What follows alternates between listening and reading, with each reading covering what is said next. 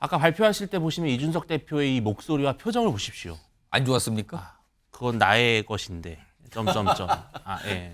그렇게 읽으셨어요? 이준석 대표가 좀 너무 정직하게 한 거죠. 사실은 기호 2번을 받는 것이 맞죠, 이준석 대표가. 조국 대표처럼. 근데 천하람 변호사가 최후의 승자. 저는 일단 자승자박이라는 생각도 들어요. 그러니까 저도 제3지대라고 얘기하는 건 둘과 싸워야 되는 거 아니겠습니까? 현 정권과 싸워야 되는 것이고 예. 소위 거대 기득권 야당이 민당과 싸워야 되는 건데 제대로 싸우지를 않았어요. 진짜 지금까지. 그러다 보니까 저당이 무엇을 하려고 제3지대에 나왔지에 대한 이미지가 완전히 사라져버린 측면들이 분명히 있는 거죠. 천아용인 엇갈린 운명 이런 제목이 등장했군요. 이거 개혁신당하고 관련돼 보이는데요. 지금요. 자, 오늘 개혁신당에서 비례대표 순번 발표를 합니다. 여기도 이제 비례대표 후보들 내는 거거든요. 발표 내용 좀 확인해 보겠습니다. 참여한 최고위원 전원이 동의해서 그렇게 후보자 명단을 발표하게 되었습니다. 1번 이주영, 그리고 2번은 천하람, 6번은 이기인을 공천하게 되었습니다. 다소간의 의견 불일치가 있더라도 대승적인 측면에서 김종인 위원장과 공천관리위원회 안을 받아들이기로 저희가 참여한 최고위원 전원이 동의해서 그렇게 그에 따라 후보자 명단을 발표하게 되었습니다. 자, 그럼 오늘 비례대표 순번 발표했는데요. 화면을 좀 정리해 보죠. 주요 인물 좀 보겠습니다. 개혁신당 비례대표 순번 발표했는데요. 1번은 이주영 소아과 의사, 그다음에 2번이 천하람 변호사, 국민의힘 순천갑 당협위원장. 호남 쪽에서 항상 출마 이런 걸 모색했던 분인데 비례 2번을 받았어요.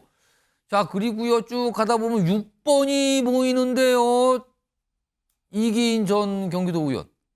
천아용인의 2명이 비례 2번과 6번을 받았습니다.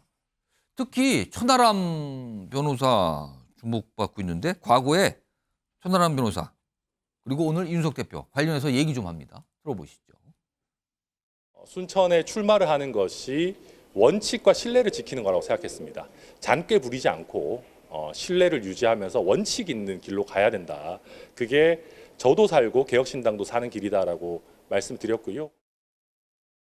천하람 위원장이 지금까지 정치에서 보여준 그런 어떤 활발한 활동력과 개혁 성향의 그런 선명한 정치를 해온 것에 대해서 공관위 내에서 높은 평가가 있었다. 그리고 지금 상황에서 전략적인 판단을 할 수밖에 없었다라는 이야기를 전해 들었습니다.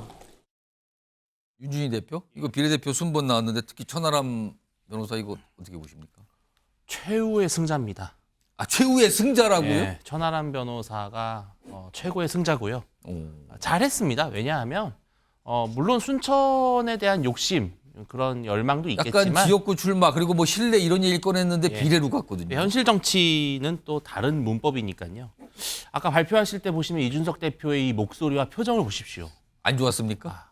그건 나의 것인데. 점점점. 예. 그렇게 읽으셨어요? 이준석 대표가 좀 너무 정직하게 한 거죠. 사실은 기호 2번을 받는 것이 맞죠, 이준석 대표가.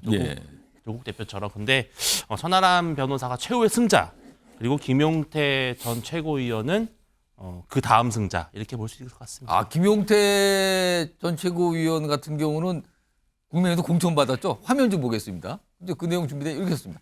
지금 천하용인 4명의 인물을 각각 지금 천하람 비례 2번 받았어요. 그리고 이기인 비례 6번 받았어요. 허윤아 전 의원은 지금 도전 중인데 영등포 갑이거든요. 근데 여기 지지율이 쉽지 않거든요. 지금요. 지율상으로. 그리고 김용태 전 최고위원은 경기 포천 가평 국민의힘 공천이 확정됐는데 여기는 국민의힘이 굉장히 강한 곳으로 알려진 곳이거든요. 그래서 가능성이 높다라고 나오는데 운명이 각각 다른 상황이에요. 지금 이렇게 갈려지고 있는데 이런 가운데요.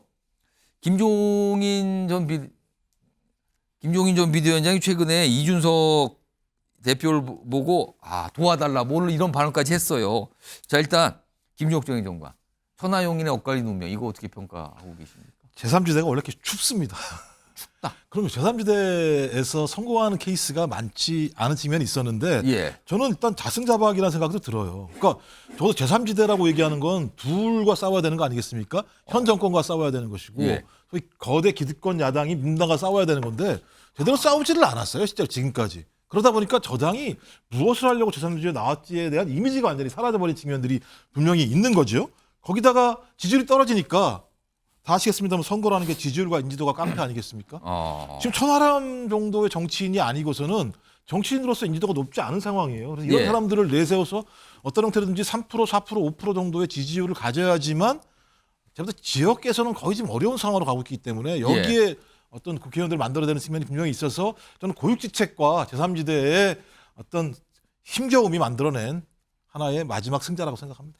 방금 봤던 천하용인 엇갈리 놈이었고 화면 좀 다시 한번 볼까요? 아까 윤준희 대표께서는 비례 2번 받은 천하람 변호사하고 그다음에 지금 국민의힘에서 공천받은 포천 가평에 공천받은 김용태 전 최고위원이 최후의 승자 같다라고. 그러니까 한 분은 탈당을 안 했고 한 분은 탈당해서 2번 받던 이렇게 설명하셨어요. 그리고 오늘 이제 개혁신당 비례대표 공천결과 나왔는데 자막으로 반발 목소리가 또 바로 나왔어요. 지금요. 여기 보시면은 양양자 의원이죠. 비례 순번 결과에 동의하지 않습니다. 공개 반발. 이거 또 어떻게 되는 거예요, 지금? 개혁신당 자체가 어려운데 거기에서 내오는 비례 순번에 대해서 또 구성원이 반발을 하고 있는 거예요. 이게 뭡니까 지금? 동의 안 합니다. 이거 누가 했습니까? 약간 이런 취지 같잖아요. 거기서도 혼란이 되는 것 같기도 합니다. 알겠습니다.